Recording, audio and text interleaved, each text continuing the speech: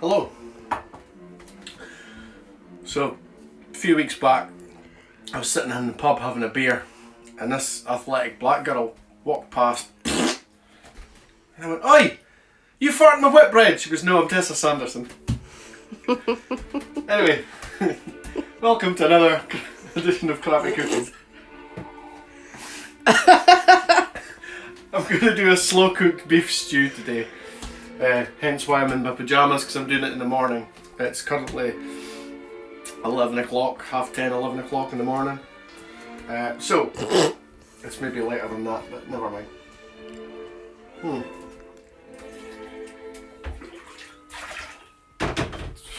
Sorry, get a proper beer, thank you. Right, so I've got some diced stewing steak that I had put in the fridge overnight. Some salt and pepper, covered it in this paper.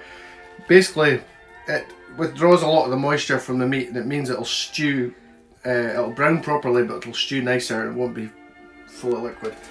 So, I've got a pan on full whack. I've got a little bit of flour in here. This is actually not gluten-free flour. You could use corn flour as well. It's not really for thickening, it's just to coat the meat.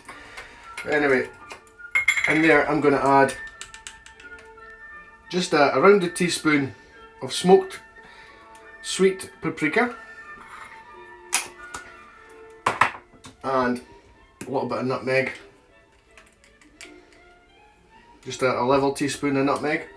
I've already got salt and pepper on the beef, but I'm going to put more in here just in case. Now this is kind of inspired by a Hungarian goulash, but it's not. So if any of my friends are of Hungarian origin and get offended, please don't. I'm just trying to make something up.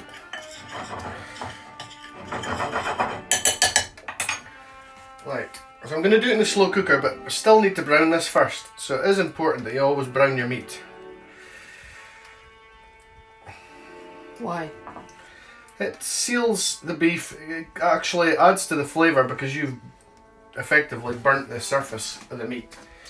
So you're getting more flavour out of it that way. I've got my slow cooker on low, and basically I want this up as hot as it'll go. So you want to coat your meat, give it an even coating in this mix. You don't, like I say, you don't have to use the flour. It's just it'll help to prevent the paprika and nutmeg from burning as well.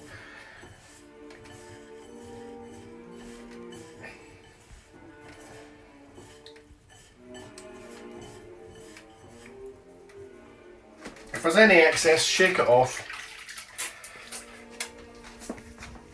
So, I'm going to wait till this comes up to full temperature and then I'll come back. I've got beef dripping, I'm going to seal it in beef dripping. That'll add to the flavour as well. Right, so once your pan gets up to temperature, you want to brown your meat. Now, if you were to put all that meat into that pan, it would be overcrowded and the meat will stew. Yeah, you're going to be stewing it, but you want to brown it. So you want to brown this in batches. That's why I've got another plate here and a sieve. So, in with some beef dripping. Time to melt it. You don't have to use beef dripping. I just love beef dripping because one, it goes to a higher temperature before it smokes. And two, you get that beefy flavour. Because that stewing beef, if I'm being honest, it was just some cheap stewing beef from the supermarket, and it's very lean. The problem with lean meat, there's not enough a lot of flavour. So I'm going to do this in 3 batches.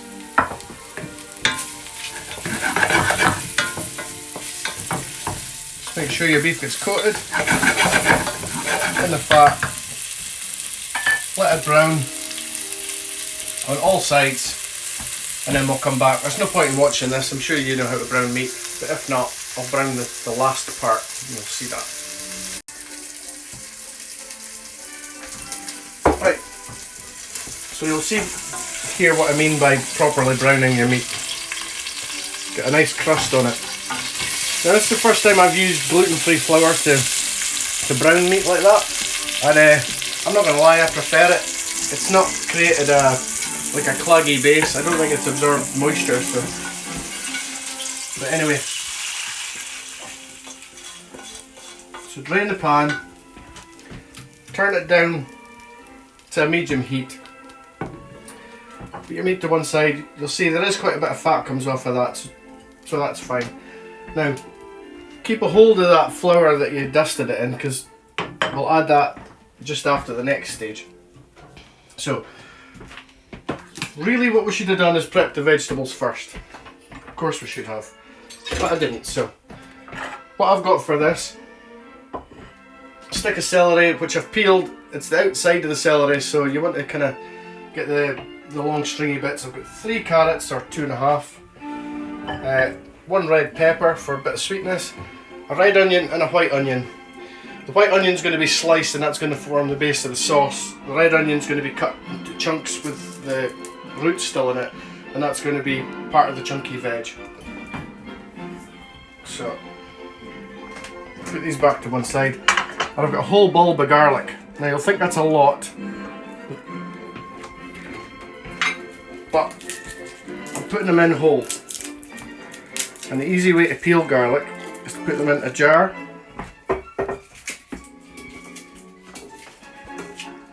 Put your cloves in a jar. I mean, you could add 2 bulbs. It's not going to become too garlicky.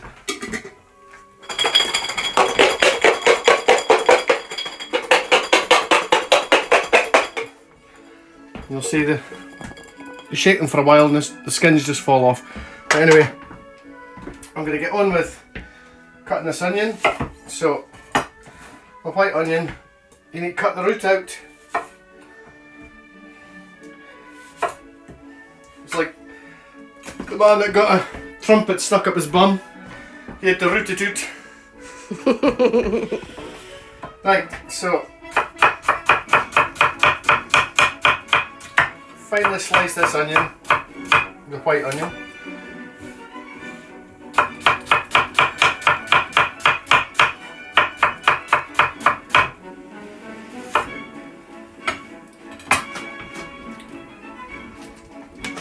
Now there is still just a little bit of oil in there, so I'm not going to add too much.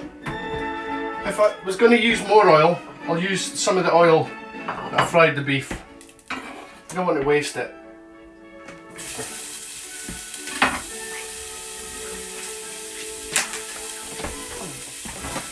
So this forms a nice base.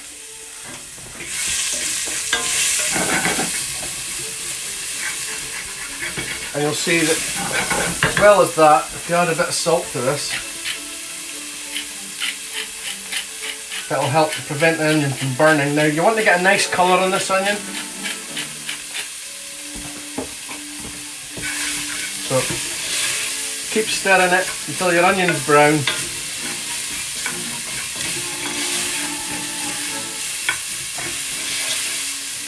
Once it starts to go brown, you want to turn it down a bit more.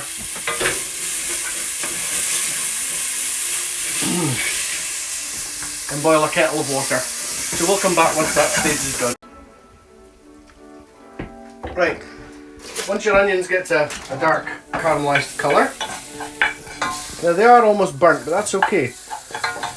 We want that, because all this scrapings on the bottom of the pan is all flavour. So just take it off the stove, put it to one side, let it sweat a second while you chop your veg. So I'm just going to cut my carrots in half lengthways and put them into relatively big chunks at an angle, just because I'm a pretentious person.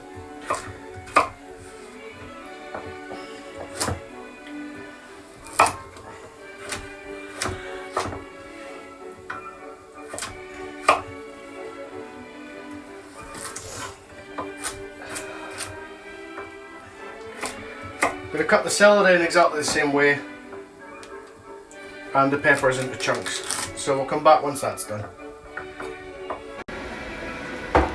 So once you've chopped your veg, but not the onion, put the pan back on the heat. See all my garlic's peeled. Put them all in there.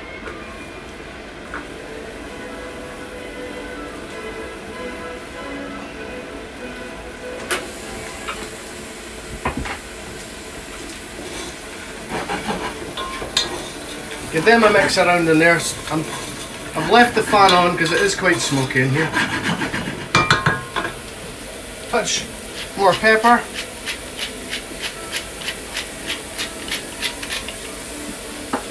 Touch more salt. Now it looks like a lot of salt I've put in, but it's not, because I'm using sea salt and it's a mill. So sea salt's not as salty as, you know, your common garden sort of table salt.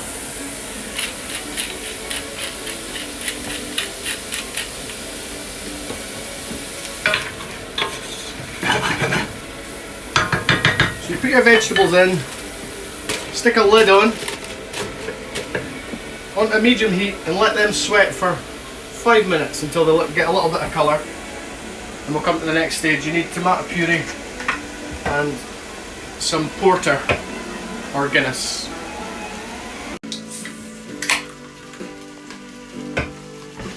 Right, so once you've got a bit of colour on your vegetables, well, they should have sweated enough that you'll see that they've actually cleaned the pan. So you want to return your beef to the pan. Give it a stir. Add some bay leaf.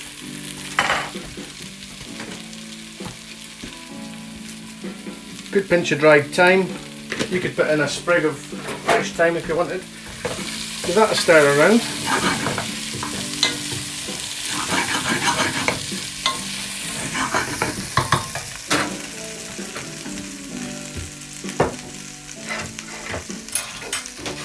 Then your red onion, cut it in half through the middle, through the stalk.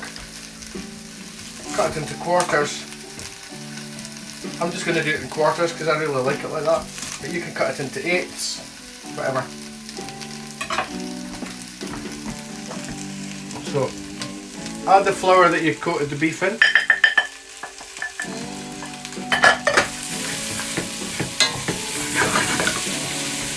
Give that a stir in.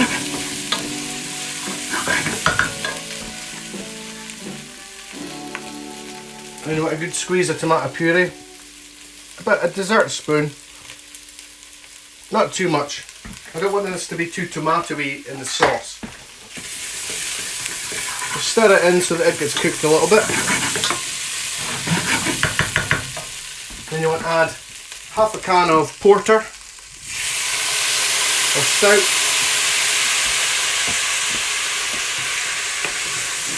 Boil off the alcohol. Make sure it's also lifting all any burnt bits from the bottom, the caramelisation.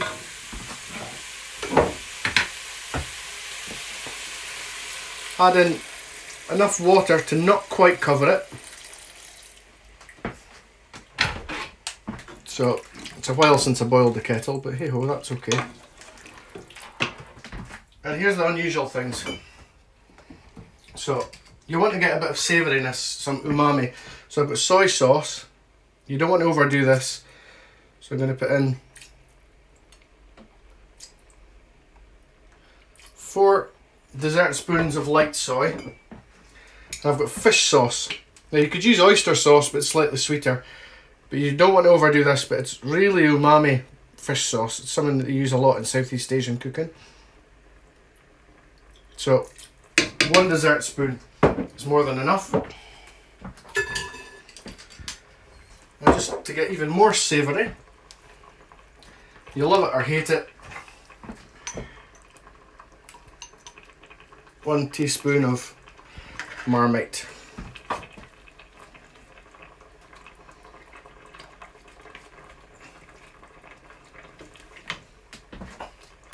And literally just stir that into there.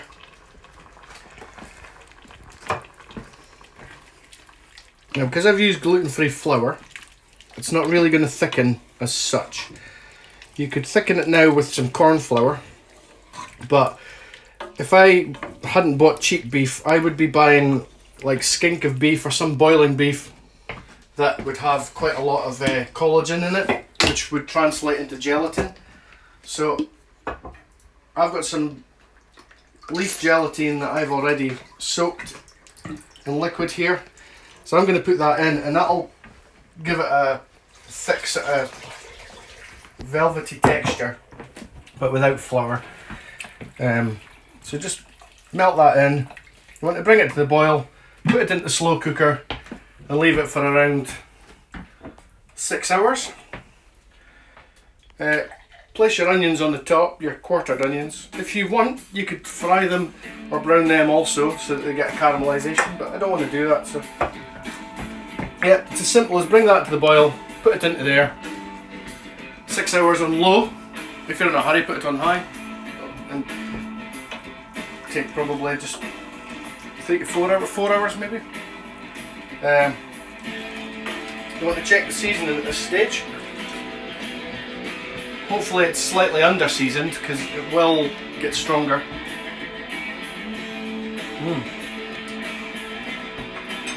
Oh yeah. So that is under seasoned. Now it needs some sugar in there, but the sugar from the peppers, the carrots should help. Now if you want, you can put in a handful of cherry tomatoes. I'm just going to add them to the slow cooker and that'll be it. So in 6 hours time, fingers crossed, it'll be ready. Right, so after 5 hours, you want to boil 4 tatties, waxy ones preferably, until they're tender, drained and then mashed. So then this is the stage we're at. So all I've got in here is salted mashed potatoes and chopped parsley. So you'll need a spatula to mix that through. And you need to cool this down ever so slightly because you're going to be adding some butter to this that you don't really want to melt too much.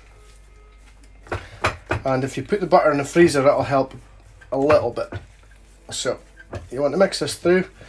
Now every tat is different, so there's not a precise recipe, but I've got 2 eggs in here, 2 medium eggs that I'm going to beat,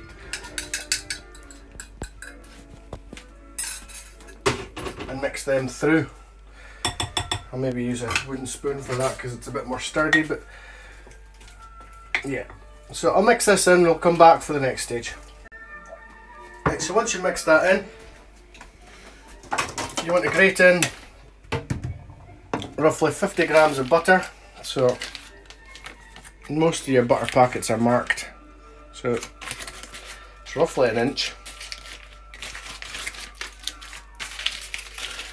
So grate that in. The reason I grate it in is so that it's like when you make puff pastry or rough puff pastry. So it should be cool enough that the butter's not going to melt as you add it. If it does, it's not the end of the world. Put the butter to one side. Back in the fridge in a minute. So you want to work the butter in, fold it gently, work it in. And then it's time to add your flour. So I've got gluten free flour. We'll just use a regular self-raising, makes it lighter. So self-raising also doesn't need sifted. So I'm going to start with roughly 4 ounces of flour. And you want to just bring that together. And you should just have a dough, the sort of consistency of scone mix. Because potato dumplings are pretty much just the same as tatty scones. Just, you don't always put egg. Not every dumpling mixture calls for egg. That looks like I've pretty much got that right, so that was a good guess.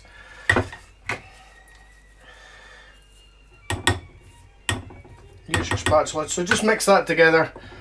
If you need to add slightly more flour, fine, but I think I've got the right amount, so you just mix that together, just like that.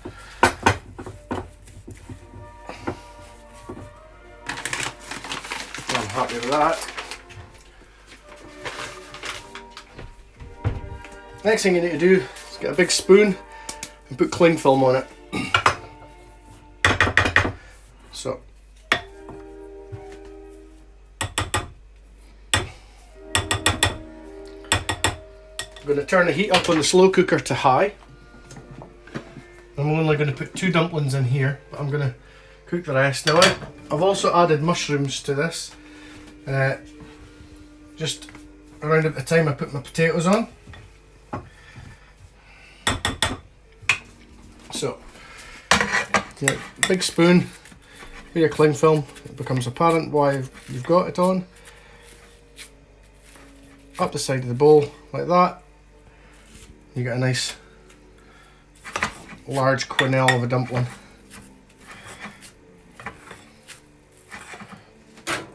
So that's up to high. Lid back on, and that should be the last hour of your cooking. And it'll be ready to serve then. The rest of this mix you could either grill it as tatty scones, or you could put some water in a pan and do dumplings in a pan. I'm actually going to use that to grill, and I'm going to make potato swans with them, and you can freeze them. They freeze really well. Same with the ones that you've made in the pan. If you cool them after you've boiled them, they should be clean to the touch. You know, when you put a skewer in, you can cool them down, you can freeze them and just reheat them in any stew or say mince or soup or that you make in the future. So I'll come back when it's time to serve with a fresh beer. Right, now time to reveal. Oh, so the plate's been warming.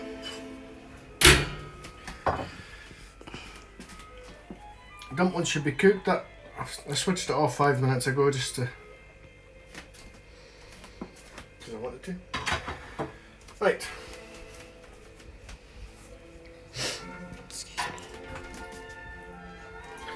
If you want, you could cook some greens to go along with this, but I didn't particularly want any greens because there's plenty of vegetables in the stew. Now, the stew is quite watery, but that's why I've got potato dumplings. If you wanted to have a thicker stew, thicken it beforehand. With corn flour or something? With corn flour or even Bisto.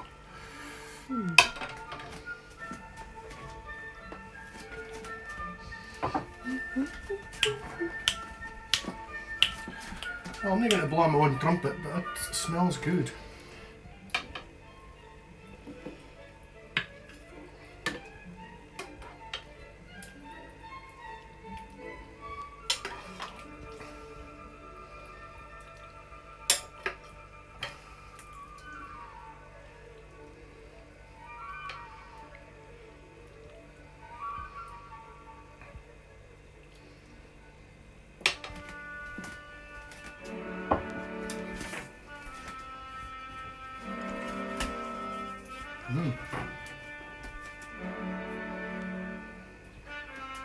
Seeing as it's Mayday, I'll be a bit fancy.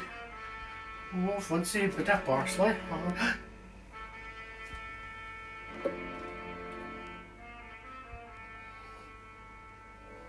There we go. Beef stew with potato dumplings. Done in the slow cooker. Impressive. Happy crappy cooking.